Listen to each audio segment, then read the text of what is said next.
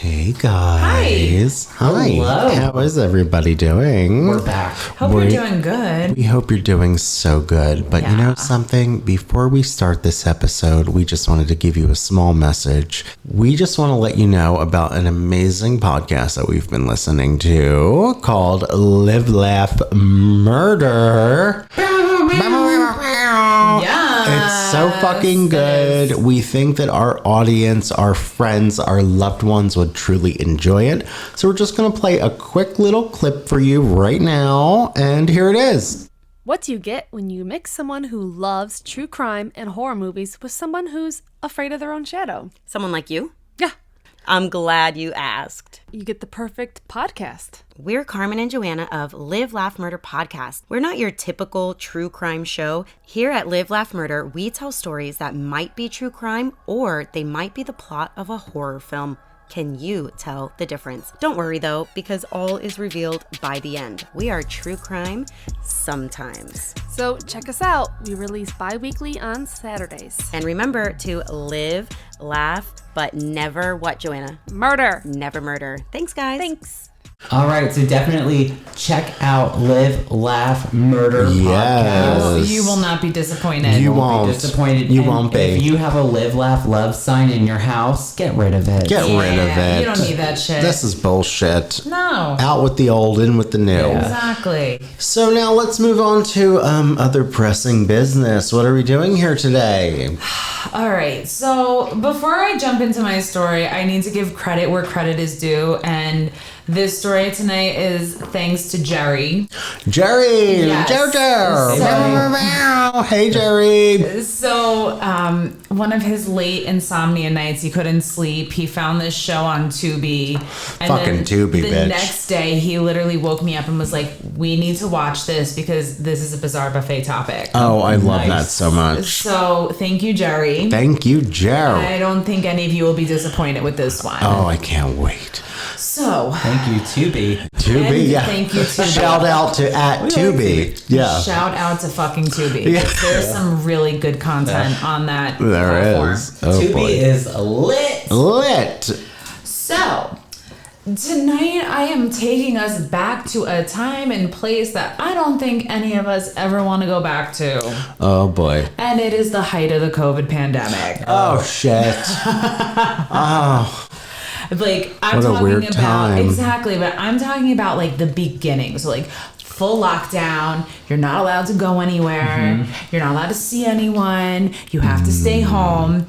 So my question tonight to get us started is I want to know what was worth breaking COVID protocols for during lockdown? So like, was there somewhere you wanted to go or someone you wanted to see or something you just really needed? Like, what was worth breaking lockdown protocols for? Well, I think for me, it would have been probably like seeing you. Right. Our other friends who we were used to seeing like regularly. But remember, we did like our Friday night Zooms and we played We did, Jackbox, remember? which made it a lot easier and a lot better. We did that for like months. It was We fun. did. It was so much fun. Honestly, unpopular opinion, but I lived my best fucking life Yeah. during that. I mean, Mark, Jen, and I produced This. but also pre this, we produced a film called Ask Carol Ann, America's Haunted Sweetheart. We did, didn't we? did. I We did. totally forgot about that. Yes, you need to check it out. Yeah. It was really something that like we all collectively came together and did. And like I was like, hey Jen, you're an actor, like please just send me some footage of you like just talking about like this fictional character who was essentially Mark Turriello. That's Carol Ann from Poltergeist. Yes, from the Poltergeist franchise. Trilogy 1, 2, and 3. So- And it was really magical. Like, it was a really, really special time and very dear to me. Yeah. I honestly feel like I became closer to you during that time. yes. Totally. And I had known Jen for fucking a million years prior, but I feel like that was the point that, like, we actually became, like, very close. Yeah. And, Yeah. and all of us combined, of like us. Mark, Jen, and myself, even though I had known Jen for a long time. But, like, I think we all became, like, really good friends during that. So like there's so many valuable, like beautiful moments. There were some really good things that came out of that moment. There were. So like for me, I guess it just would have been like being able to see you in person. Yeah. Like our other friends like Ashley, Second Life episode. Oh yeah. Yeah. The Second Life Insert episode art here. Yeah, there it is. Yeah. Enjoy if you must, if you will.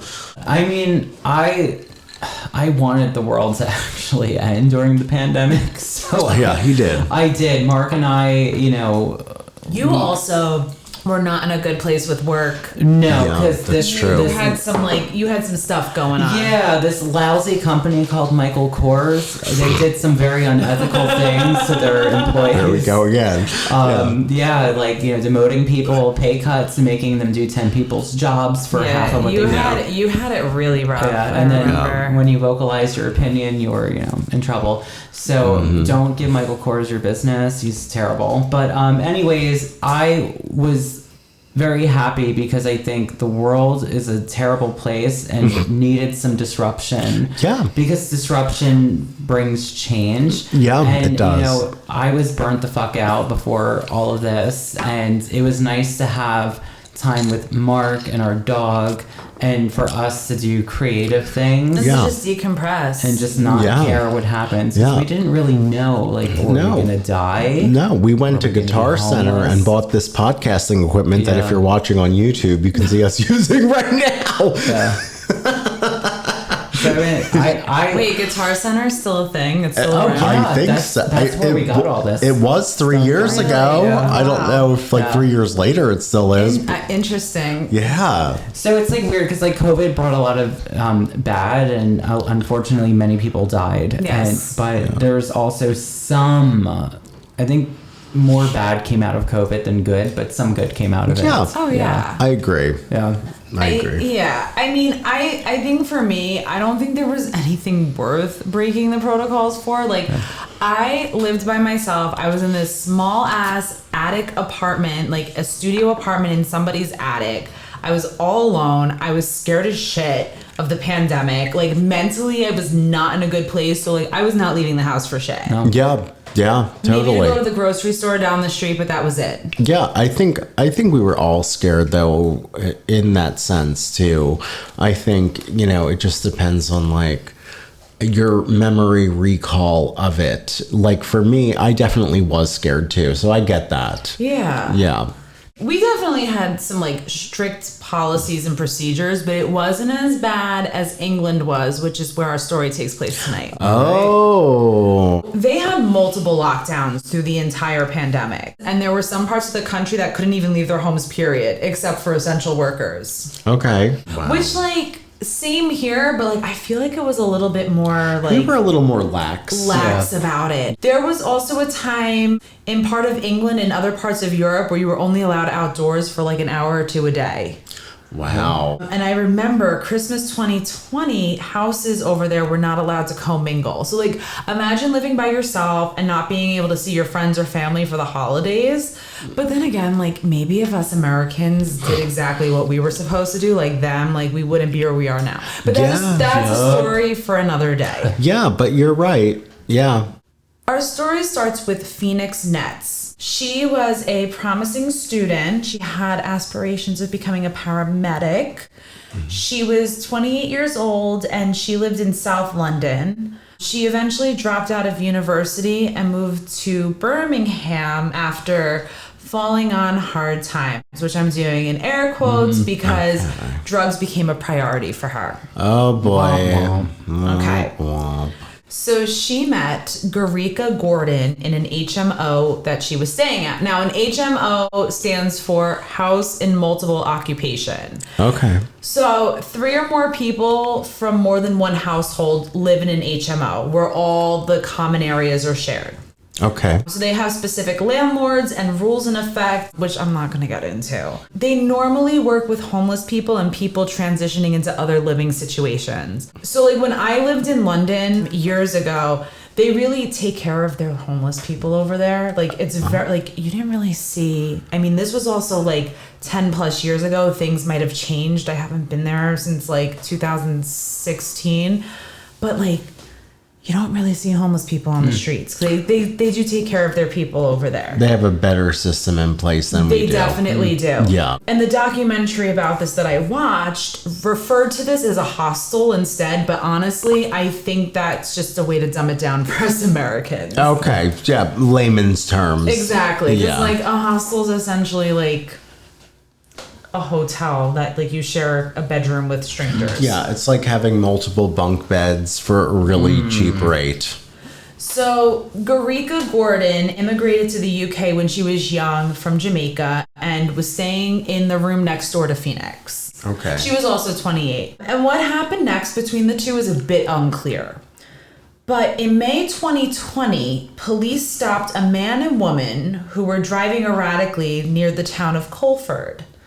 Police discovered 2 suitcases with dismembered body parts in a nearby pit from where the party was stopped. Oh boy. Forensic tests show that the dismembered body was in fact Phoenix Net's. Oh shit. So, Oh boy. Garecca Gordon was caught on CCTV, which is the surveillance system in the UK. It's like essentially like Big Brother's watching you. Okay. They're all over the place. They're on the streets, they're on public transportation, they're in buildings, and there's over 500,000 cameras in the UK. Holy shit. So like you can't get away with shit over there. Wow. And if you watch any like true crime shows that take place in the UK, like the majority of these people get caught on CCTV. So, what happened next? Okay. We don't entirely know, and this story is currently ongoing. And this is why I'm hoping we at Bizarre Buffet can work to crack the case. Yeah. Because Oh, yes. there yes. are just some parts of this story that don't add up, and that's why I find it very fascinating. Okay. Phoenix confided in a friend that Garecca was trying to make sexual advances and became aggressive when she declined. Garecca, chill. Garecca, calm down. I know, she's... Yeah, she's a little much. A bit much. Chill, Garecca. So, in a text message on April 7th, 2020, she wrote to the same friend in a text message, "There's a girl here who keeps asking me to be sexual. I think I'm moving back to London. It's scaring me, LOL." Oh, Lol. Oh boy. okay. That's problematic. On April 16th, 2020, Garecca made a phone call to an emotional support hotline Oh boy. in which she seemed to be tipsy and allegedly stated that she liked another woman and wanted to have sex with her. Oh, Okay. Garecca. Oh boy. The last known contact that Phoenix had with a friend was on the same day Garecca made that phone call. So on April 16th, 2020. It was to a friend who tried calling her back later, but the call did not go through. Oh shit. But Phoenix's cell phone was allegedly used to make internet searches, which included how to fix a punctured lung. Oh my god. Internal bleeding. Oh boy. And can someone recover from getting stabbed on the same exact day? Oh my god. I love a good Google search. I mean. But like you're doing it on like the person that you murdered's phone. Yeah. Oh That's stupid. god. That is really She's fucked. sloppy. Sloppy. Sloppy. Sloppy gherkins. So Garecca. someone else who lived in the house with them on the same day heard drilling and banging noises and someone shouting, "Help me, help me." Oh boy. So That is not good. Phoenix was stabbed 4 times by Garecca. It was reported that Garecca ordered a circular saw on Gumtree, which is the equivalent to Craigslist. Oh, Okay. stop. Yeah, it's called Gumtree. Oh, what a. So it's like the UK version of Craigslist. Oh, God. That is not good news. And it arrived the following day at 11 a.m. So the saw was used to dismember Phoenix, and the saw was found in Garecca's bedroom. The dismemberment took place in 5 different locations, dividing the body into 6 different parts. Oh. Why? I just wonder why 5 different locations to dismember somebody. I would just do it in a bathtub. Yeah. Or shower or something. Or, something that you can wash down. Yeah. Yeah, wash. Garecca made multiple trips to the Forest of Dean to dispose of the body parts, where she intended to burn them all. So this is also how they were able to catch her on cameras. Because, think about it. You're not allowed to go anywhere. You're not allowed to do anything. Yep. You're some mysterious, sketchy-ass person walking around with 2 suitcases. During the height of a pandemic, where are you going? You're not supposed to be going anywhere. Well, exactly. You're going to be the odd man out. Exactly. Yeah. Notes were also found in Garecca's room with plans on how to dispose of the body. Why would you write that shit down as notes? Yeah. Keep it to yourself, Garecca. She's kind of messy. She's kind of messy boots. She's a dumbass. Gherkins. Why Garecca. would you write notes? I know.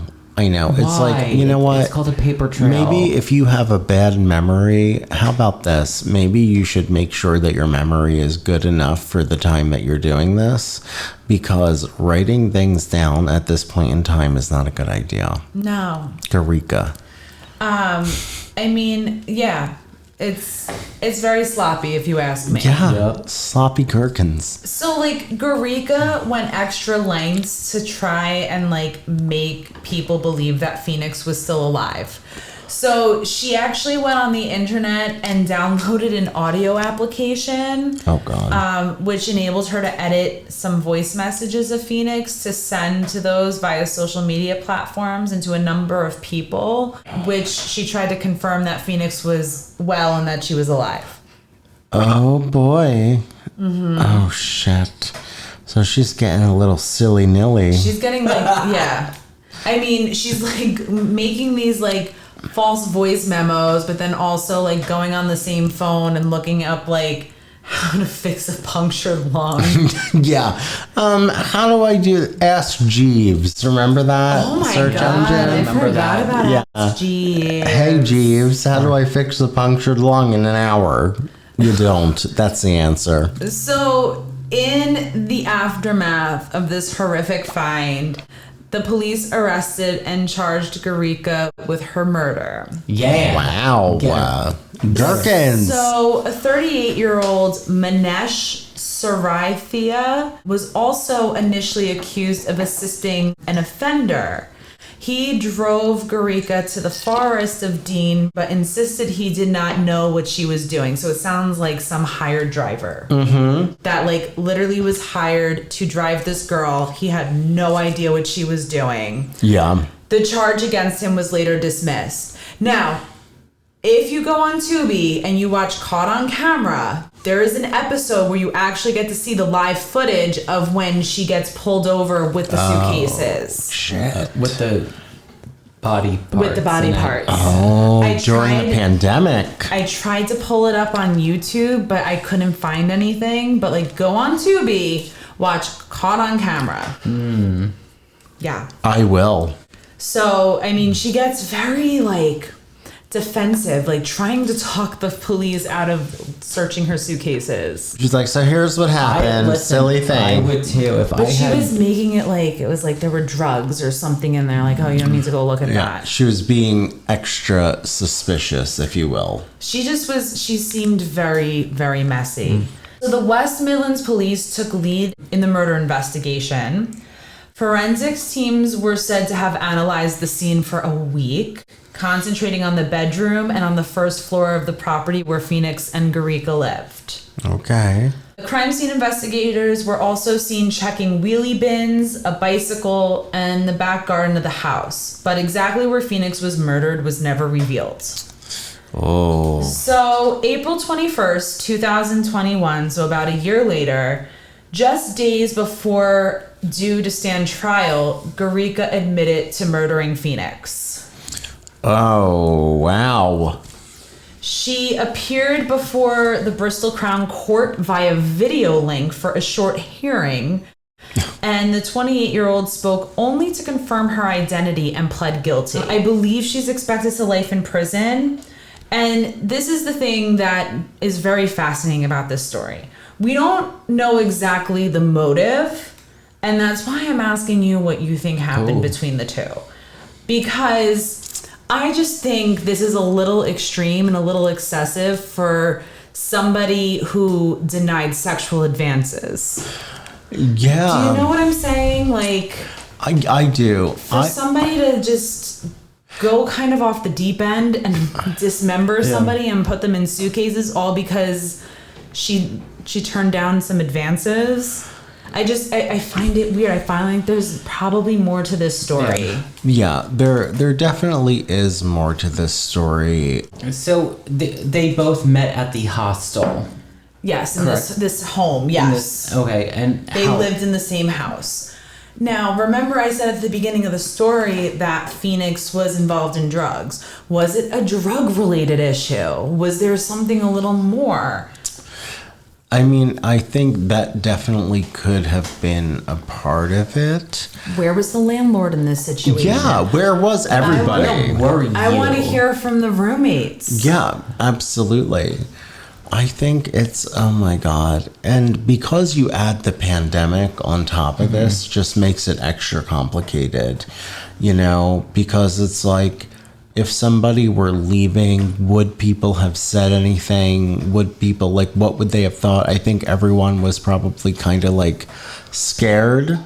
And not because of her, but just because of what was happening in the world. So I feel like most people are probably like, well, whatever this fucking person is doing, it's none of my goddamn business because I'm not leaving and I'm not getting COVID and dying. Yeah. You know? The court heard that Garecca had a personality disorder after moving from London to Birmingham, but nobody in the health services had any idea of her history. Like, there were no records about her health history. But her mom did say that she suffered from traumas and did refer to her as a ticking time bomb.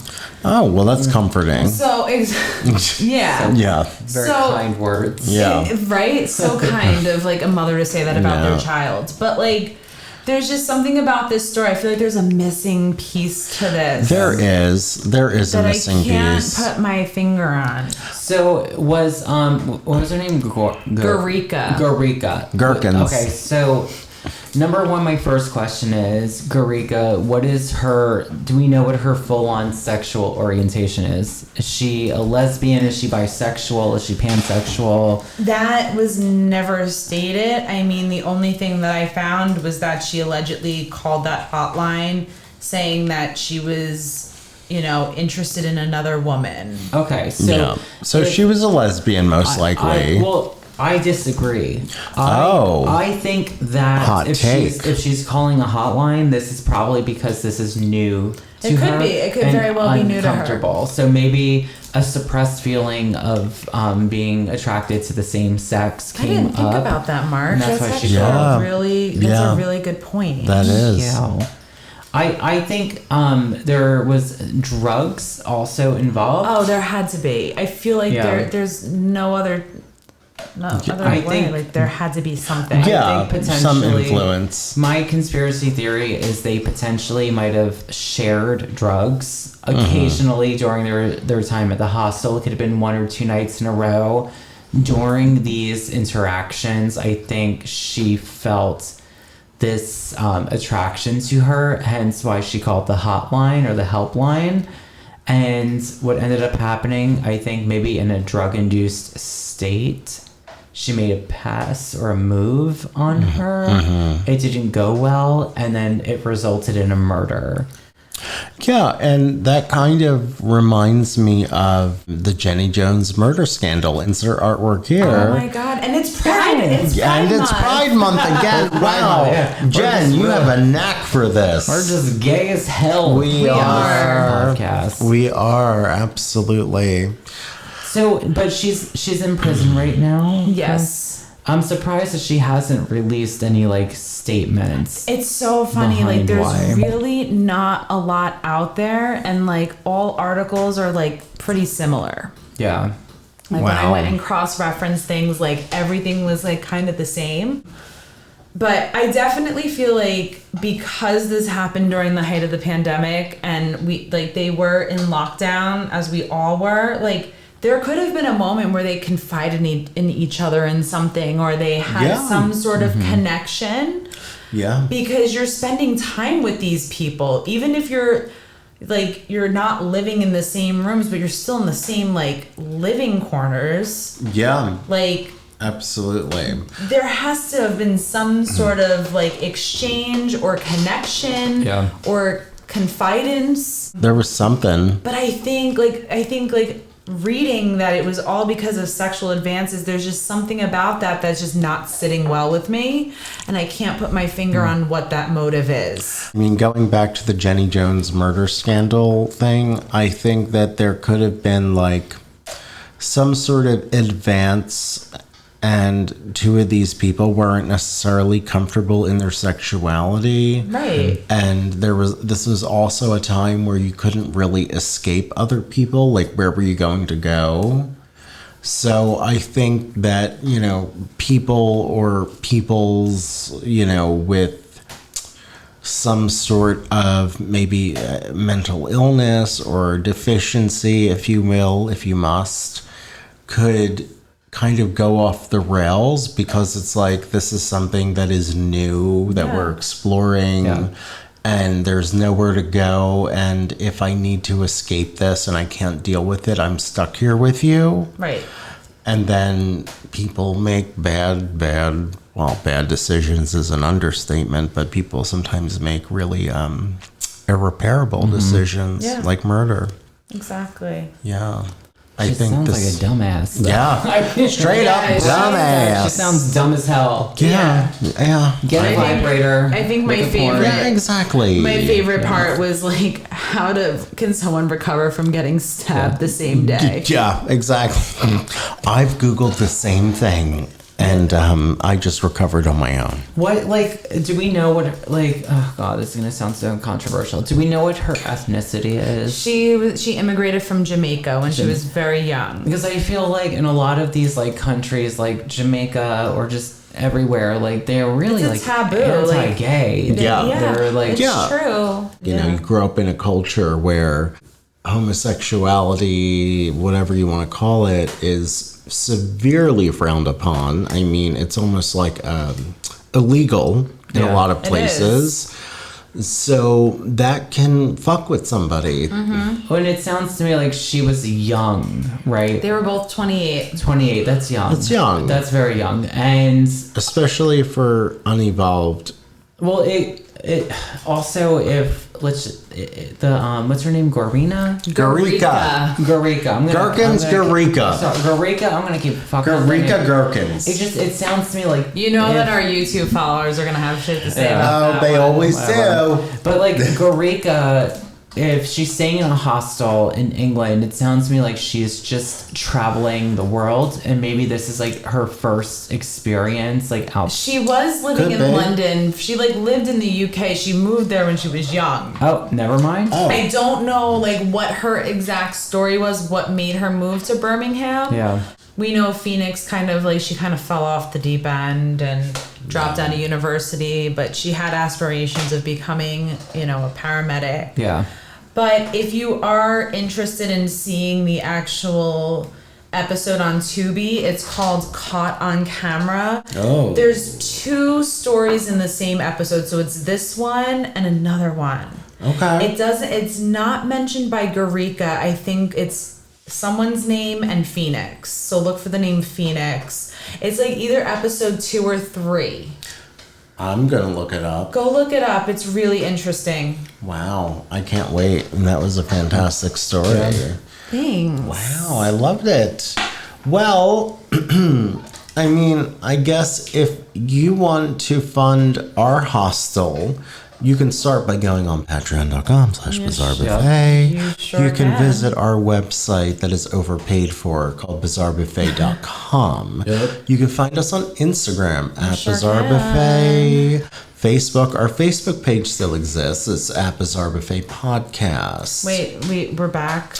It never went away. There was some controversy. Jen just asked me that question because there was some controversy where we were like flagged and about to be deleted for some reason, but we weren't. We're still up, so we're still standing, bitches. We're here, motherfucker. Suck it. And if you're watching us, you can listen to our podcast on any podcast platform. Hi. Hello. And if you're listening on your car speakers, I want you to hear me right now. And go,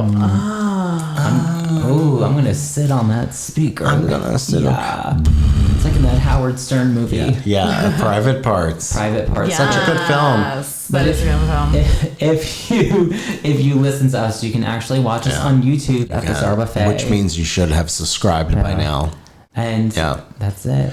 And that's it. Yeah. Well, I suppose with that being said, my name is Salma Hayek. And I am the circular saw purchased on Gumtree. Oh my God, what a great thing. And I'm the suitcase that held all the body parts. Beautiful. It's so beautiful. Don't dismember me.